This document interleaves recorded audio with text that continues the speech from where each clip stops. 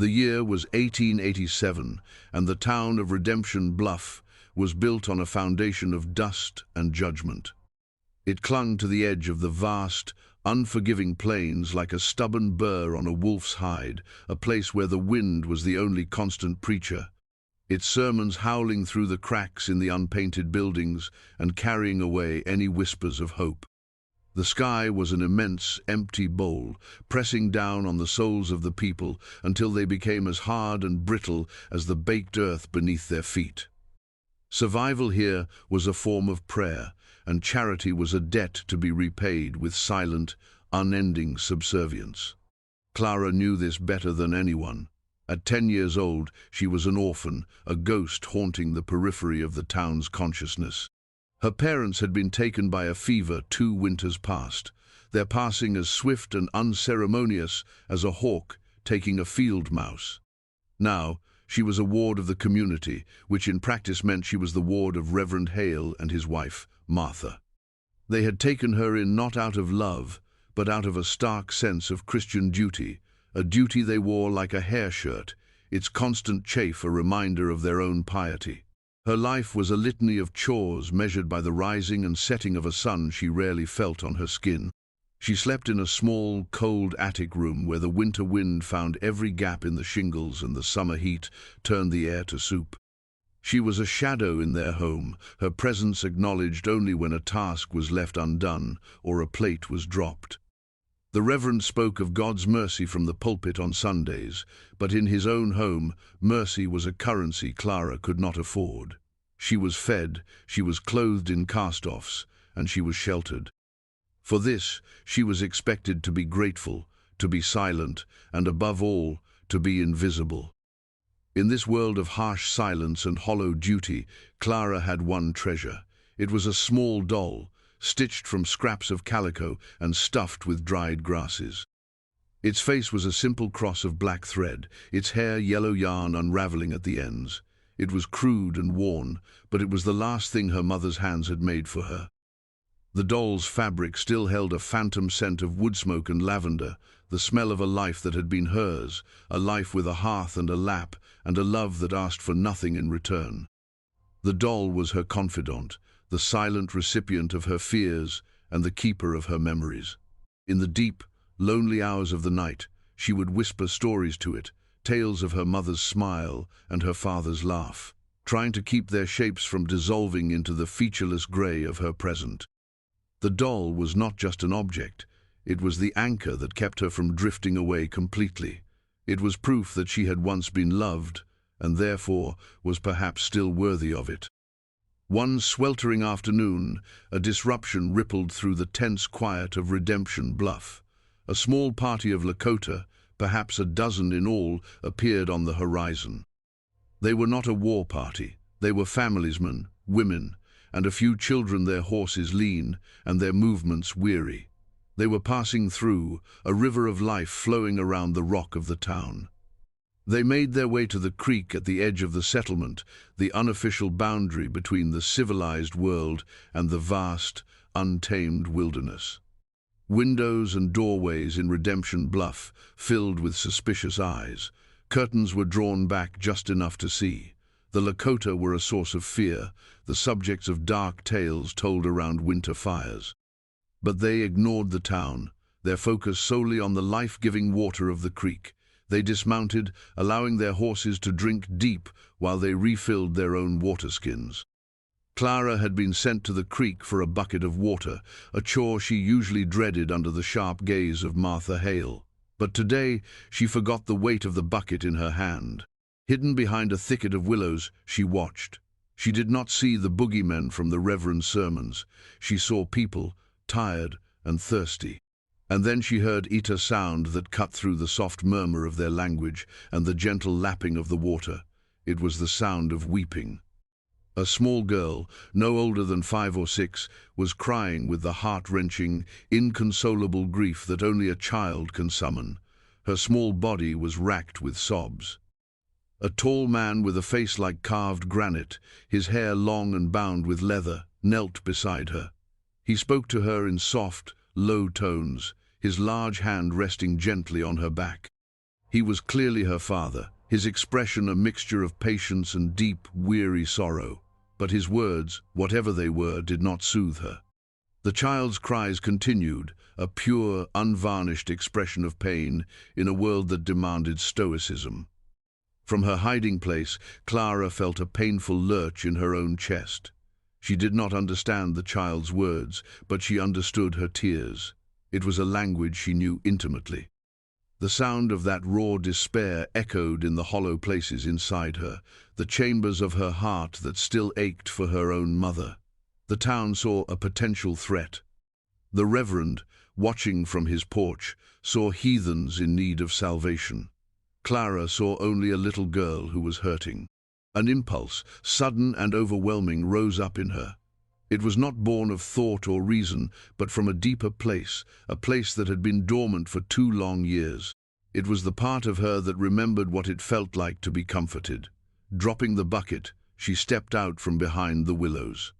A sudden stillness fell over the group by the creek. The warriors, who had been relaxed, straightened up.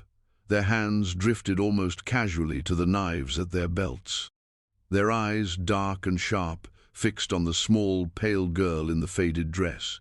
In town, Sheriff Callahan put a hand on the pistol at his hip, his knuckles white. The air grew thick and heavy, charged with the possibility of violence. But Clara did not see the warrior's hands or the sheriff's fear. Her gaze was fixed on the crying child. She walked forward slowly, her bare feet silent on the dusty bank. She did not have a mother's soft words or a father's comforting hand. She had nothing, except for the doll. Without a moment's hesitation, she reached into the deep pocket of her apron and pulled it out. The little calico figure, her only link to her past, her only friend in the world. She held it out, her small hand trembling not with fear, but with the gravity of her offering. The tall man, Chaitan, watched her approach, his face an unreadable mask. He saw the worn, precious object in her hand. He saw the earnest, solemn look on her face. He did not move to stop her. Clara knelt in the dust in front of the little girl, whose sobs had quieted to whimpering hitches at the sight of this strange visitor. Clara looked into the child's tear-streaked face and held out the doll. She said nothing. There were no words for what she was doing. It was a gift from one broken heart to another. The little girl, whose name was Zitkala, looked from Clara's face to the doll. Hesitantly, she reached out a small hand and touched the yarn hair. Her crying stopped completely. Her fingers closed around the doll, and she pulled it into her chest, clutching it with a desperate strength. She looked up at Clara, her dark eyes wide with a dawning wonder. Clara felt a profound and painful tearing inside her. The giving of the doll was like giving away the last piece of her own story. Her hand was empty. Her pocket was empty. She felt a new, sharper kind of loneliness rush in to fill the space. But as she looked at the little girl, who was now stroking the doll's calico dress, a strange sense of peace settled over her. For the first time in 2 years, she had done something that was truly her own. An act that was not born of duty or fear, but of a simple, shared humanity. Chaitan's gaze was heavy on her. He looked at his daughter, now quiet and clutching the doll as if it were the most precious thing in the world. Then his eyes returned to Clara. He studied her for a long moment, taking in the threadbare dress, the thin shoulders, the profound sadness in her young eyes. He gave a single, slow nod. It was not a thank you. It was something more. It was an acknowledgement, a recognition of the sacrifice she had made. Then, as quickly as they had arrived, the Lakota gathered their things and mounted their horses. Chaitan swung his daughter up in front of him, and she did not protest, her cheek pressed against the calico doll. The party moved on, melting back into the vastness of the plains, leaving behind only the damp earth by the creek and the stunned silence of the town. Clara picked up her forgotten bucket, its weight feeling heavier than before. As she walked back towards the parsonage, she did not look at the faces in the windows. She could feel their judgment like a physical blow. "Where have you been, girl?" Martha Hale's voice was as sharp as broken glass. "Dallying with savages. Did you give them something? I saw you." Clara said nothing, her throat tight. "Answer me, what did you give them?" "Nothing," Clara whispered, the lie tasting like ash in her mouth. "I gave them nothing." She received a sharp slap for her insolence and a lecture from the Reverend that evening on the perils of consorting with heathens, who were, he declared, soulless creatures, incapable of true feeling. She was sent to her attic room without supper. That night was the longest of Clara's life. The emptiness in her apron pocket was a vast, echoing chasm. She reached for the doll out of habit, her fingers closing on nothing but air. The grief was so sharp it felt like a physical wound. She had given away her mother, she had given away her past. She cried silently into her thin pillow, mourning the doll with a ferocity that surprised her. But beneath the grief, something else stirred. It was the memory of the little girl's crying stopping, the memory of the father's solemn nod. She had connected a broken thread, not for herself, but for someone else.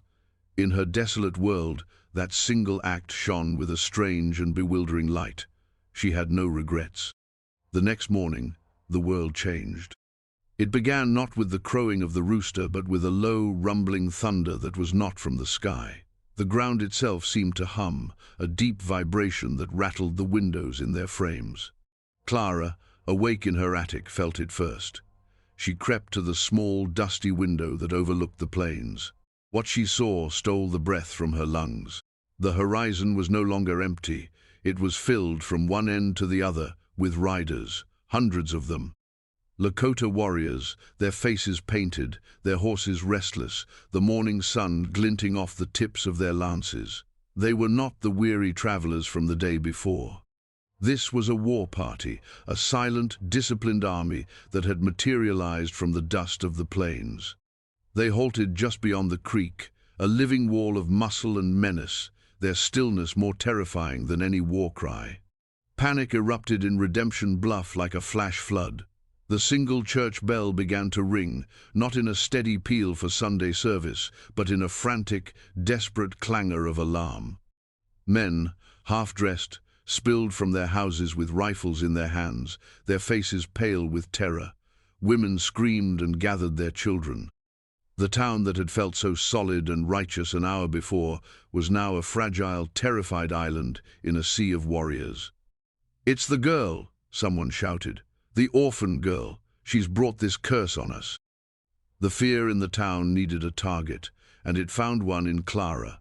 The whispers turned to accusations, the suspicion to open blame. Reverend Hale's face was a mask of righteous fury. "I warned her," he thundered to the small, frightened crowd gathering in the street. "She consorted with the devil's children, and now he has come to collect his due. She has doomed us all." Clara shrank back from the window, her heart hammering against her ribs.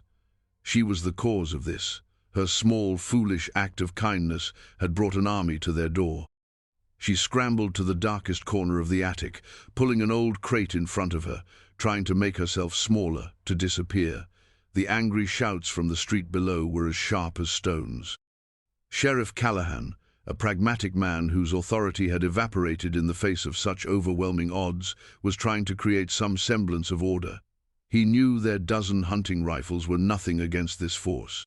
He knew that a single arrow, a single shot, would be their end. Then, a small group of riders detached from the main body and trotted forward.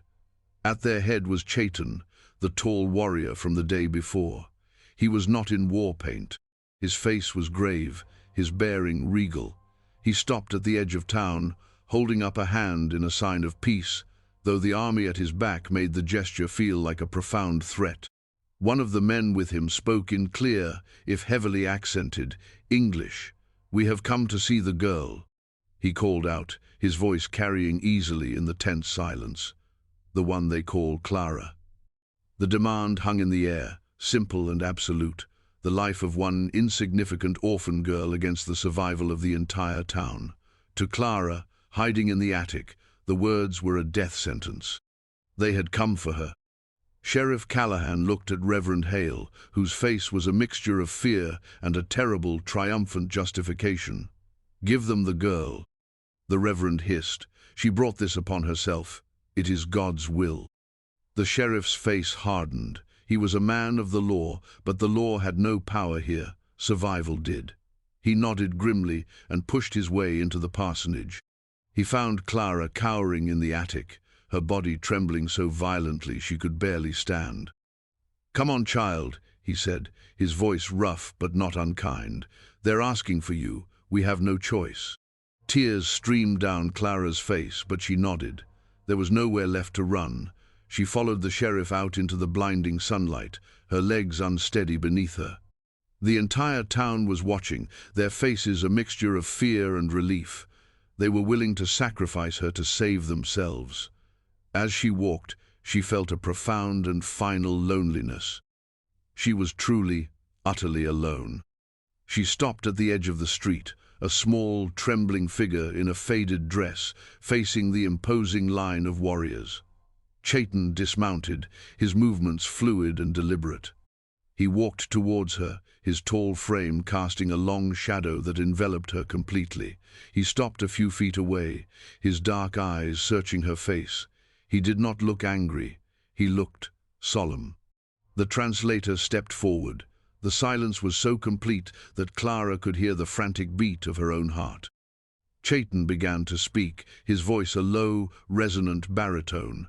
The translator's words followed, weaving a story that stunned the very air. "Our leader, Chayton, says this." The translator began. "His daughter, Zitkala, has been in a deep shadow of grief. 3 weeks ago, her mother walked the spirit road. She left this world." A murmur went through the watching townspeople. "The only thing the child had left of her mother was a doll," the translator continued, his voice steady. "A doll her mother made for her with her own hands. 2 days ago, as we crossed the great river, the doll was swept away by the current. It was gone. With it, the child's spirit seemed to be gone too. She would not eat. She would not speak. She only wept. Her grief was a stone that we could not lift." Chayton's eyes never left Clara's face. He could see the understanding dawning in her expression, replacing the terror. "Yesterday," the translator said, "you came to her. You, a stranger, a child with nothing, and you gave her your own doll. He says the doll you gave her, it looked almost the same, made with the same love. When his daughter held it, the stone of her grief was lifted. She spoke. She smiled. You gave her back a piece of her mother's spirit." Clara's breath hitched. She looked at the formidable warrior, and for the first time she saw the father, the grieving husband, the man who had been helpless to ease his own child's pain. "Chayton says that an act of war is understood." The translator's voice grew stronger, ringing across the dusty street. "An act of greed is understood, but this act, for one child who has nothing to give her only comfort, her only memory, to another child simply to soothe her sorrow. This is an act of a spirit so strong and a heart so pure that it is a thing of great power. It is an honor that must be witnessed. He did not bring his warriors here for war." Chayton took a step forward and spoke the next words himself, in his own language, his voice full of a profound respect. The translator's voice followed. "He brought them here to see the girl with the mighty heart. He brought them here to honor you." The town of Redemption Bluff stood in stunned, absolute silence. Their judgment, their fear, their petty cruelties, all of it, shriveled to dust in the face of this astonishing revelation. Reverend Hale's mouth hung open, his righteous condemnation turned to ashes on his tongue. Chayton turned and gestured to one of his men. The man came forward leading a pony, a beautiful creature with a coat the color of dappled sunlight and a mane like black silk. Another warrior brought a thick, heavy blanket, woven with intricate geometric patterns in brilliant colors of sky blue and sunset red. Chayton took the blanket and unfolded it. With a gentleness that seemed impossible for such a powerful man, he draped it around Clara's thin shoulders. Its weight was warm and comforting, a shield against the coldness of the world she had known. "He declares you a friend to the Lakota people," the translator said, his voice filled with emotion. "You are named Wichapi Owangila, one, Star Woman." For you are a single bright light in the darkness. This pony is yours, this blanket is yours, and the protection of our people is yours. No harm will come to you while we draw breath." Chaitan placed a hand briefly on Clara's head, a gesture of blessing. Then he turned, mounted his horse, and without a backward glance at the town, led his warriors away. They moved as one, a silent, flowing river, disappearing back into the plains as mysteriously as they had come, leaving behind only the dust settling in the morning light. In the aftermath, a new kind of silence fell over Redemption Bluff. It was not the silence of fear, but of awe and shame. Clara stood wrapped in the magnificent blanket, the reins of her own pony held loosely in her hand. She was no longer the town's burden, its forgotten ghost. She was one-star woman. She was the girl who had been honored by 500 warriors. Her life in the parsonage was irrevocably altered. Martha Hale no longer dared to raise her voice, let alone her hand, to the girl who was under the declared protection of the Lakota nation. The Reverend spoke no more of soulless heathens. He had witnessed a spirit more profoundly Christian than his own. The townspeople, who had once shunned her, now nodded respectfully as she passed, their eyes holding a new and unfamiliar light. But Clara's transformation was deeper than the town's grudging acceptance. As she cared for her pony and slept under the warmth of her blanket, she understood. She had given away the last tangible piece of her past, an act that had felt like severing her final anchor. But in doing so, she had not been left adrift. She had been given a future. She had learned that kindness was a language that needed no translator, that empathy was a force more powerful than any army.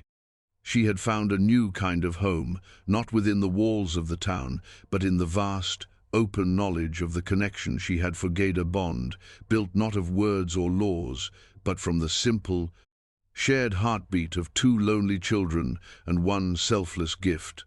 The plains no longer seemed empty to her. They were full of a silent promise, a silent friendship, watching over her like a single, steady star in the immense and beautiful sky.